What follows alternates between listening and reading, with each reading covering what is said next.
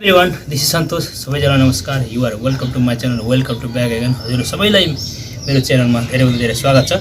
आज चाहिँ म मेरो अलिकति फाइकस यो मेरो चाहिँ फाइकस बेन्जामिन छ यसमाथि म केही वर्कआउट गर्न गइरहेको छु। यो सानो पटमा मैले चाहिँ यसलाई प्लान्टिङ गरेको छु।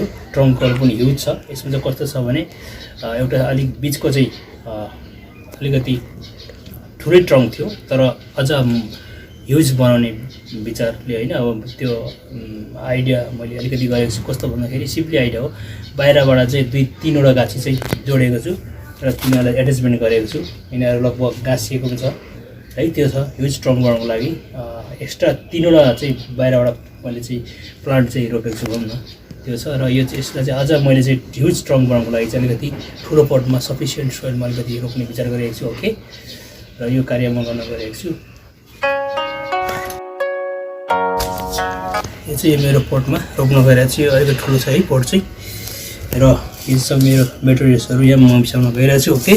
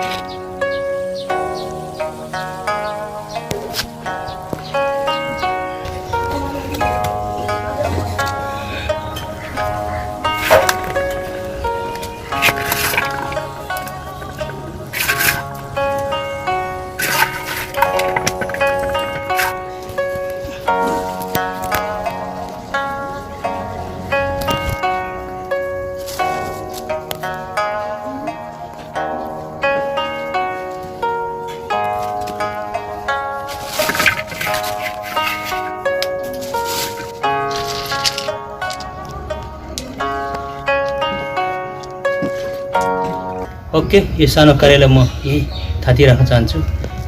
मेरो च्यानललाई थोरै भए पनि माया गरिदिनु होला, सब्सक्राइब गरिदिनु होला। हजुर सबैलाई अनुरोध छ। Okay, thank you so much. Thanks for watching this video. If you like this video, please don't forget to like, share and comment. And finally, please subscribe my channel, hit the bell icon. Thank you so much.